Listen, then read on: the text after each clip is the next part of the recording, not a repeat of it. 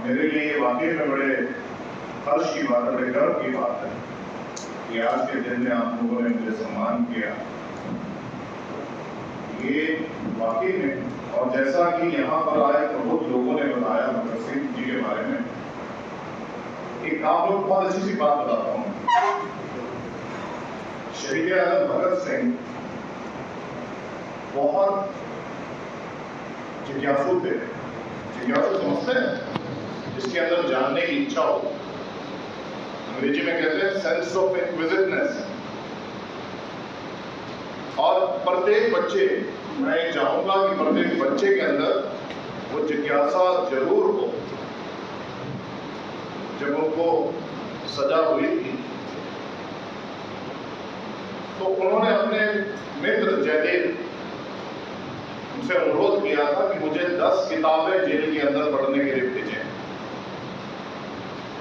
और सुनते तो हम ये भी हैं कि उस जेल का जो चीफ वार्डर था, जहां पर उनको कैद में रखा हुआ था, उनका नाम था छतर सिंह मधुआदिया।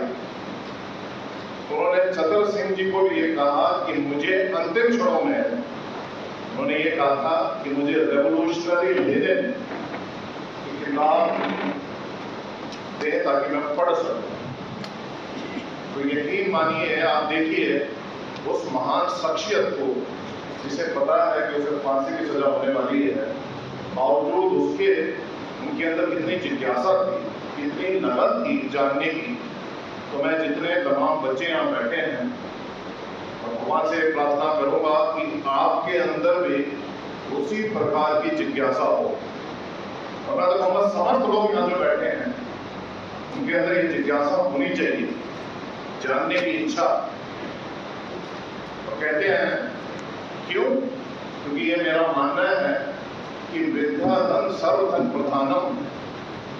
अब इसका आपको थोड़ा सा बताता हूं। हमारे सनातन परंपरा के अंदर कहा जाता है, न चोर हार्यम न च राज हार्यम, न भातृ भाज्यम न च भारकारी, वे कर्तते वर्धते एवं नित्यम, विद्या धनम सर्वधन प्रधानम। इसका मैं उल्लेख करता हूं, संस्कृत के अंदर था। ना तो विद्या धन एक ऐसा धन है, कोई चोर आपसे चुरा नहीं सकता। ना तो चोर हार्य ना तो राज हार्य। राज हार्य का मतलब हुआ कि कोई भी राजा, अब तो राजा नहीं रहे, यानी अब कोई भी आपका ज्ञान नहीं छीन सकता। ना राज हार्य, ना तो भातृ भाज्य। भातृ मतलब भ्राता, यानी अगर आपके पास प्रॉपर्टी होगी, 10 किले अगर आपके पास हैं, तो अगर आपके 2 भाई हैं तो 5 किले उसके पास जाएंगे, 5 इसके आपके पास आएंगे। लेकिन विद्याधन है, सिर्फ आपकी अकेली प्रॉपर्टी है, वो आपके पास रहेगी। और ना तो भारकारी, बाकी कितने भी प्रॉपर्टियां हों, अगर आपके पास पैसा पड़ा है, उसको आप हमेशा टेंशन रहेगी, उसका वजन होगा। लेकिन ये मात्र आपके मस्तिष्क के ऊपर है, तो ना तो भारकारी। और ये ऐसी धन है, जितना ज्यादा आप इसे खर्च करोगे, ये उतनी बढ़ती जाएगी।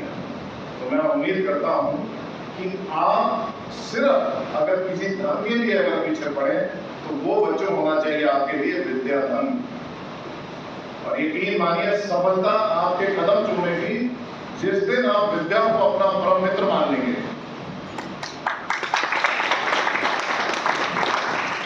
रोज पढ़िए, कंसीडर योरसेल्फ अ स्टूडेंट। जैसे मिस्टर पूरी टोटाओ ने कहा, साथियों, हम चेंज नहीं कर सकते हैं, सिस्टम को नहीं बदल सकते हैं, हम सिर्फ अपने आप को बदल सकते हैं। हर इंसान अगर अपने आप को बदले, मेहनत करे, जी तोड़ मेहनत करे। उदाहरण के तौर पे बता देता हूँ, पिताजी समाज के पहले जज बने, पहले जज, उससे पहले कोई जज था ही नहीं, लेकिन उन्होंने इतनी मेहनत की। और पिताजी ने मुझे यूँ कह के रखिए कि पूरी लगाम लगा कर मुझ पे कर। हम लोग 3 भाई और 1 बहन, 4 बहन भाई थे हम लोग। हम चारों पे इतनी लगाम लगा के रखी कि हमारे लिए 8 बजे के बाद घर से निकलना वर्जित था। और पिताजी सुबह उठाया करते थे, और पूरी इतने सख्त ही नहीं तो मैं जितने भी अभिभावक बैठे हैं, जब तक आप सतत नहीं होंगे आपके बच्चे तरक्की नहीं करेंगे। लिख लो, अगर जितनी लगाम छोड़ोगे, एक बहुत बड़े लेखक हुए हैं जिनका नाम है खलील गिब्रान, उन्होंने एक शब्द कहे थे, मैं किताब पढ़ रहा था राम के ऊपर, द साइन ऑफ इक्वाशु, उसके अंदर जब मैं पढ़ रहा था तो खलील गिब्रान का एक कोट था। वो कोट क्या था आपको बताता हूं। उसमें माँ बाप के लिए कहा गया था, और ये कहा गया था कि माँ बाप उस धनुष की तरह हैं और बच्चे उस बाण की तरह हैं, जितनी प्रत्यंचा खींची जाएगी, जितना बाण झुकेगा, जितना धनुष झुकेगा, बाण उतनी दूर जाएगा। तो जब तक आप माँ बाप सतर्क नहीं होंगे, उनकी बच्चों को कंट्रोल में नहीं रखोगे, तो बच्चों की उड़ान नहीं आएगी।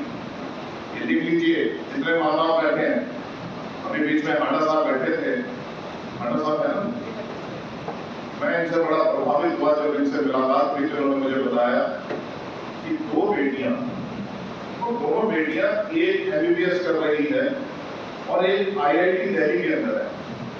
तो ये जब तक इन्होंने ऊपर उसके ऊपर बच्चियों के ऊपर यानी कंट्रोल रखा होगा, ऐसा नहीं है कि फोन दे दिया तो बच्चे सारा दिन फोन पे। तो मैं यही चाहूंगा बच्चों आपसे कि आप अपना एक ध्येय बनाएं। यकीन मानिए कुछ भी असंभव नहीं है। जिसने ठान लिया और जिसने मान लिया वो निश्चित तौर पर आगे दिखा सकता है। अपने बारे में अगर कहूं तो पिताजी ने बड़ी सच्चाई रखी। पिताजी ने जज वाला अपना ऑर्डर बना के रखा घर के अंदर, दोस्तों का मिलने का भी निश्चित समय रखा था, और कभी नहीं हमने देखा कि हम लोगों को ज्यादा छूट दे रखी हो। ये छोटी सी आपको बात बताता हूँ, बड़ी हास्यास्पद आपको लगेगी, लेकिन पिताजी का कंट्रोल, उनका डिसिप्लिन देखिए कि सुबह 4 बजे मुझे उठाते थे और 4 बजे उठाकर और बिल्कुल जैसे मैं कई बार सोचता हूँ तो इतनी सच्चाई रखते थे हम हमारे साथ भी।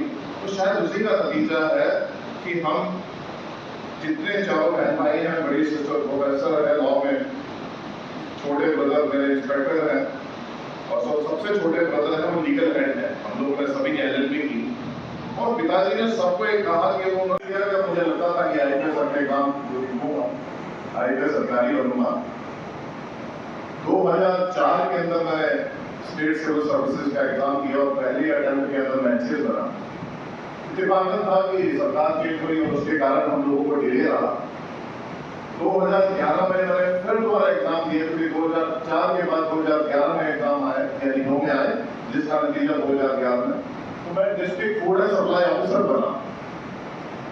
वो मैंने ज्वाइन नहीं किया। मैंने पहली नौकरी छोड़ी असिस्टेंट कमांडेंट की, दूसरी नौकरी मैंने छोड़ी district food and supply officer की, और इसी बीच में एक बार असिस्टेंट डिस्ट्रिक्ट अटॉर्नी भी सिलेक्ट हुआ, वो भी मैंने छोड़ी, क्योंकि तमन्ना थी कि IPS की रिफॉर्म पहले एग्जाम दिए UPSC के और एक बार इंटरव्यू भी दिया, लेकिन अफसोस कहीं ना कहीं मेरे अंदर कमी रही होगी। मैं ये मानता हूं अगर आप कुछ मेहनत करते हैं और कहीं रह जाते हैं तो कमी आपके अंदर रही होगी। वो कहते हैं कि अपनी कमी को पहचानो, और मैं तो ये भी चाहूंगा कि ऐसे लोग रखे साथ जो आपको पॉजिटिव मोटिवेट करें। दोस्त ऐसे बनाओ जो आप ही की तरह सोचते हो। अगर 4 दोस्त हैं, कहा जाता है कि अगर चारों के चारों मेहनती होंगे और अगर एक 5वां बच्चा सभी उनके साथ दोस्ती बना लेगा तो यकीन मान लीजिए वो पढ़ाई में अव्वल हो जाएगा। यानी अगर छोटा सा दूसरा एग्जाम्पल देता हूं, अगर 5 दोस्त हैं और 4 जिम के अंदर जाके बॉडी बना रहे हैं, तो अगर 5वां की संगत के अंदर आएगा तो निश्चित तौर पे मान लीजिए कि वो भी जिम जाना शुरू कर देगा, वो भी अपनी सेहत का ध्यान रखेगा। लेकिन अगर आपके 4 नकारात्मक दोस्त हैं जिनका उद्देश्य लाइफ में कुछ नहीं है, और अगर आप आपके साथ वो लोग होंगे तो आप चाहे कितने ही अच्छे हों, कितने ही बुद्धिमान हों, लेकिन आपका पतन स्वाभाविक है। और जैसे मैंने शुरू में कहा कि अगर दोस्त आप बनाना चाहते हैं तो किताबों को बनाएं। मैं अपने बेटे को हमेशा ये कहता हूँ कि 18 साल तक अगर बच्चा है, मेरा बेटा भी 16-17 साल का है, मैं हमेशा उसे ये कहता हूँ कि अगर लाइफ में कुछ सक्सेसफुल होना है तो 40 पेज डेली पढ़ने होंगे। कि मेरा मानना है, मेरा व्यक्तिगत ख्याल है कि आपने 40 पेज डेली पढ़े। और अगर कोई बच्चा, जवान बच्चे बैठे हैं स्कूल के होंगे, और आई एम प्रीटी श्योर, अगर आप ये याद रख लीजिए कि अगर आप 40 पेज लगातार पढ़ सकते हैं, लगातार मतलब पूरे दिन के अंदर भी पढ़ लोगे 40 पेज और सिर्फ 6 महीने भी पढ़ लोगे, तो मैं गारंटी के साथ कह सकता हूं कि आप कोई सा भी एग्जाम क्रैक कर सकते हैं। तो 40 का मतलब ये नहीं है कि 2 दिन आपने कहा कि चलो बुआ के घर जाना है या मामा के घर जाना है या इधर जाना है, मौसी के घर जाना है, और वहां पर सिर्फ 6 महीने की जी तोड़ मेहनत है और आप कोई सा भी कर सकते हो। ये लिख लीजिए। तो ये कहना जितना सरल है, करना उतना कठिन, लेकिन जिसने, मैंने शुरू में कहा, जिसने ठान लिया और जिसने मान लिया वो पा के लाएगा। भगत सिंह जी का शुरू जो जिक्र हो रहा था, मरने से पहले भी किताबें पढ़ रहे थे, यानी जब फांसी लटकाई गई तभी भी किताबों का कितना प्रेम। और यही बड़े लोग, यानी जो महान लोग हैं, उनको अलग करते हैं। थोड़े दिनों पहले आपको देखा होगा शाहबाद मार्कंडा जो ऋषि थे, उनके नाम पर है। किंवदंती है, कहा जाता है कि मार्कंडे जी के जो माँ बाप थे, उन्होंने बहुत ज्यादा तप किया और उस तप का पुस्तक ये हुआ कि उन्हें वर मिला कि आपको ऐसा पुत्र चाहिए। यही बात आदि शंकराचार्य जी के बारे में कहा जाती है कि अल्पायु हो लेकिन ज्ञानी हो। हमारे लोग बाद में क्या चुनते हैं? ज्ञान। उन्होंने यही कहा कि छोटी उम्र हो लेकिन हो ऐसा, इतना ज्ञान हो उसके अंदर कि जब वो यहाँ से जाए, यानी जब उसकी छुट्टी हो तो लोग उसे याद रखें। हमारे यहाँ पर शास्त्र, थोड़ी देर पहले कहते थे, शास्त्र को ज्यादा महत्व दी गई है। शास्त्र का मतलब अगेन ज्ञान है, विद्या। और ये भी कहा जाता है विद्या ददाति विनयम, कि विद्या ही आपको विनय देती है। थोड़ी देर पहले जैसे बता रहे थे, और बहुत अच्छा परिचय दिया आपने पूरा विधानसभा के बारे में।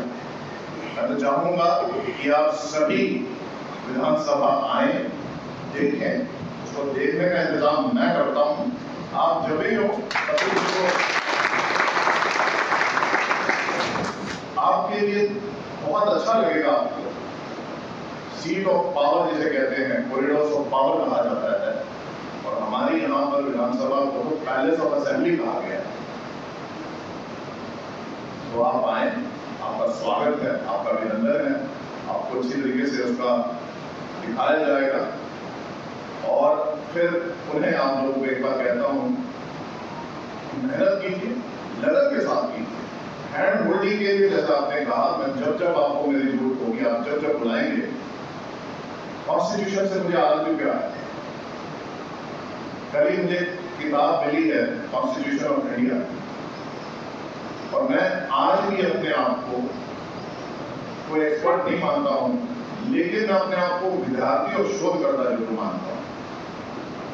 पढ़ाई में हमेशा ठीक ठाक रहा, लेकिन अपने मुझे पता था कि सब कुछ जो लकीरें हैं ना, बताते हैं कि मत कर गुमान अपने हाथों की लकीरों पे, किस्मत तो उनकी भी होती है जिनके हाथ नहीं होते। तो किस्मत आपको खुद बनानी पड़ेगी। मेहनत कीजिए, इतनी कीजिए कि जी तोड़ मेहनत कीजिए, और फिर देखिए सफलता आपके कदम चूमेगी। अटेम्प्ट कीजिए। मेरे अंदर एक कमी थी, मैं कल भी ये सोच रहा था, सोचते सोचते मुझे लगा, कल एक इवेंट के अंदर हम लोग गए हुए थे, जहाँ पर माफ कीजिएगा, सीनियर सिटीजन होम्स के अंदर एक प्रोग्राम था। वहाँ पर एक यंग IAS ऑफिसर आई हुई थी।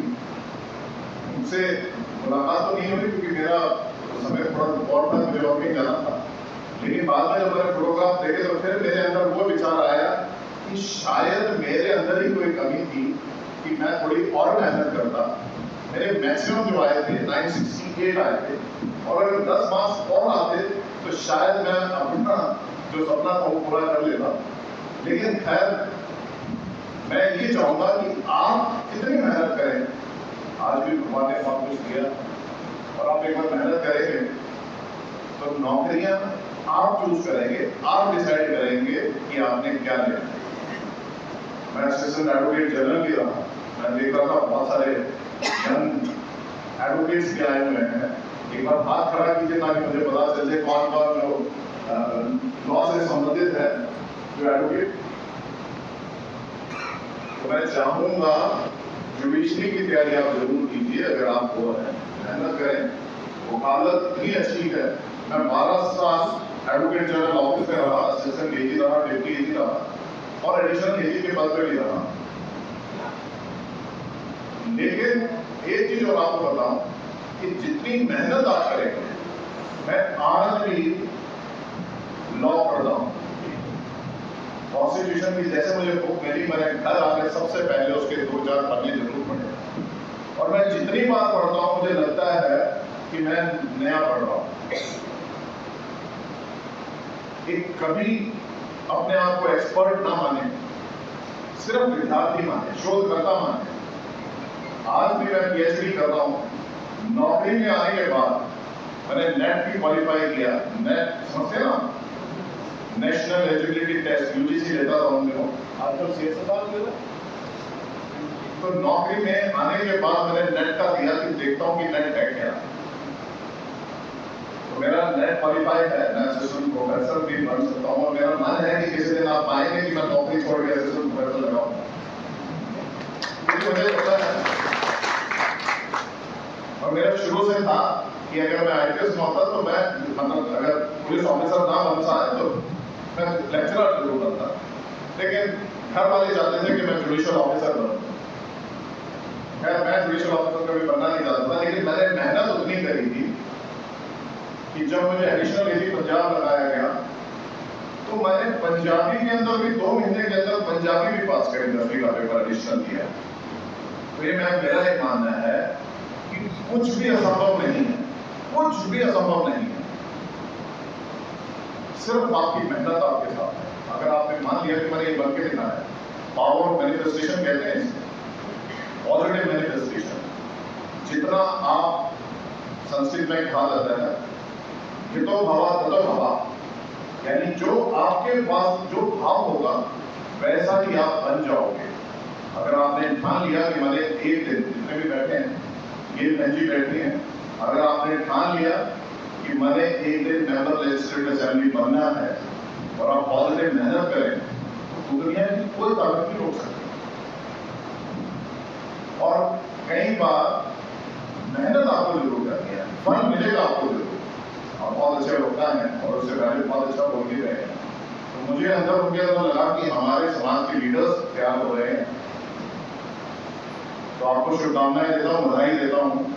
और साथ के साथ जितने भी बच्चे हैं उन्हें फिर दोबारा कहूँगा कि मेहनत जरूर करें, मेहनत इतनी करें कि आप अपने समाज का, अपने माँ बाप का और अपने देश का नाम रोशन कर सकें। और इन्हीं शुभकामनाओं के साथ आपको उन्हें एक बार फिर आज शहीद आजम भगत सिंह जी के जन्म दिवस पर बहुत बहुत हार्दिक शुभकामनाएं देता हूँ। जय हिंद, जय भारत, जय मां भारती।